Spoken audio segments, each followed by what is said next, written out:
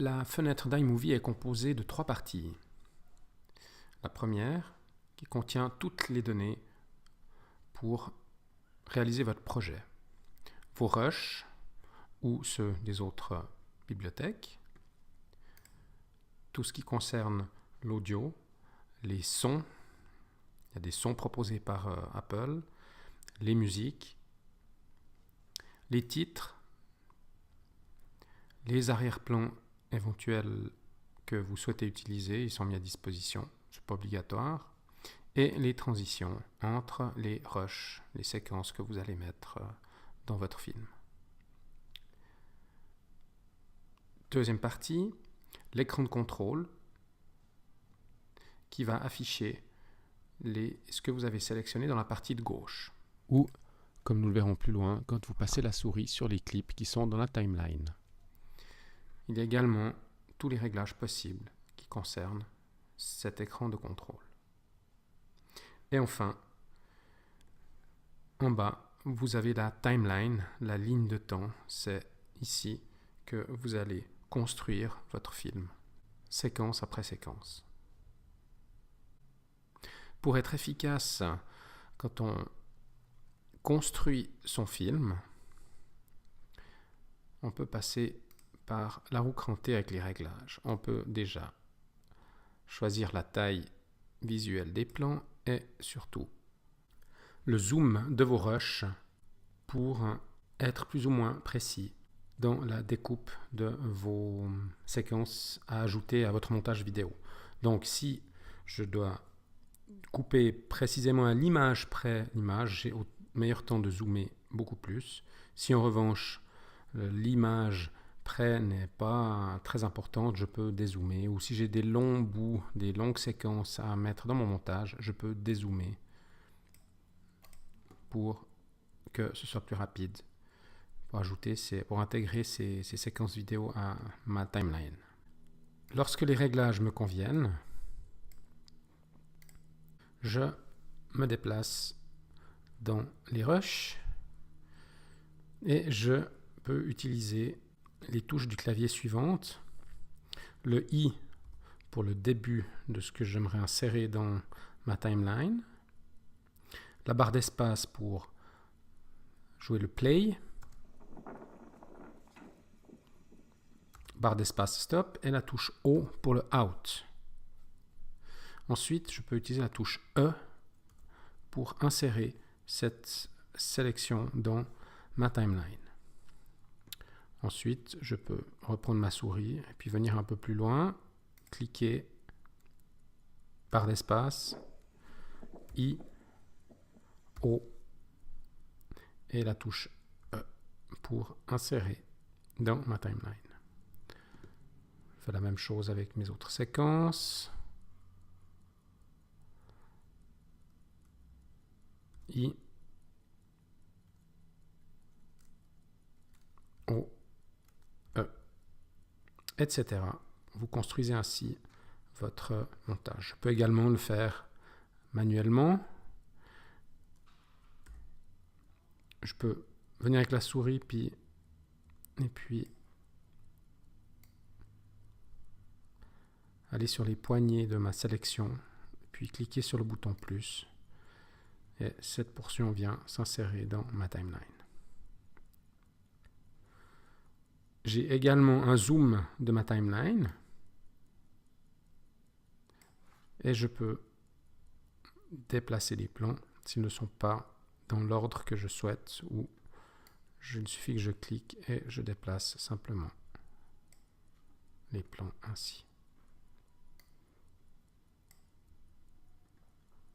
Une fois que vous avez mis quelques clips dans la timeline, vous pouvez titrer ou mettre des transitions.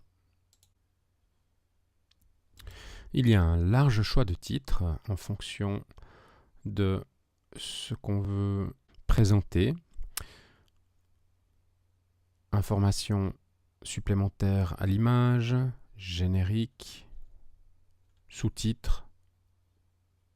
Bref, à vous de faire votre choix. Vous pouvez mettre un titre entre deux séquences ou au début du film. sur un fond en principe noir ou en surimpression sur une image. Les titres sont bien entendu tout le temps éditables. Je le sélectionne, je viens modifier le texte.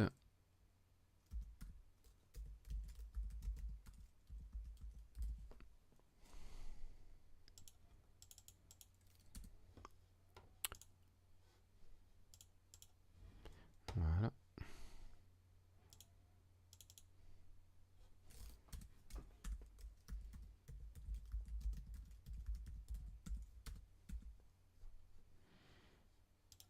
Et voilà. Donc j'ai le même titre sur un fond noir ou en surimpression sur l'image. On peut bien entendu déplacer le titre qui est en surimpression. On peut modifier la durée d'affichage du titre. La même chose pour le titre qui est sur fond de couleur unie. Je peux également appliquer des transitions dans mon film. iMovie en propose 24, dont le fameux fondu enchaîné. Je le sélectionne et je viens le placer entre deux séquences. C'est rapide, ça dure 0,4 secondes. Je peux bien entendu éditer la durée de ces transitions en faisant un double-clic. Je peux modifier la durée. Voilà, un petit flou croisé ici. Et voilà mon résultat. Si vous voulez ajouter une séquence qui est assez saccadée, qui a été très zoomée ou qui a été filmée par un élève qui n'a pas l'habitude d'utiliser une caméra, vous avez la possibilité de stabiliser cette séquence. On la sélectionne, on vient sur l'outil de stabilisation et puis on clique sur stabiliser la vidéo tremblante. Le résultat est relativement bon. Par contre, ça demande un certain temps de calcul pour l'ordinateur.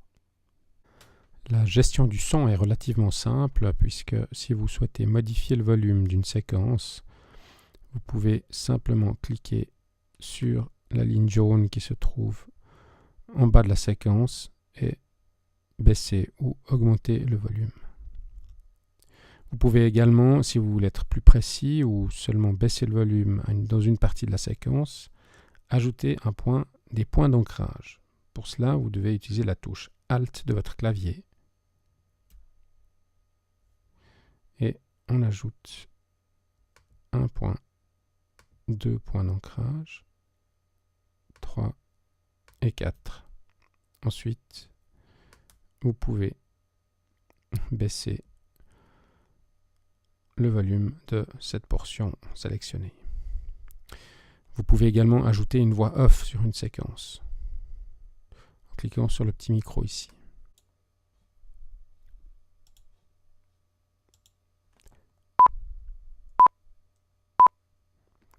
Enregistrement de la voix off.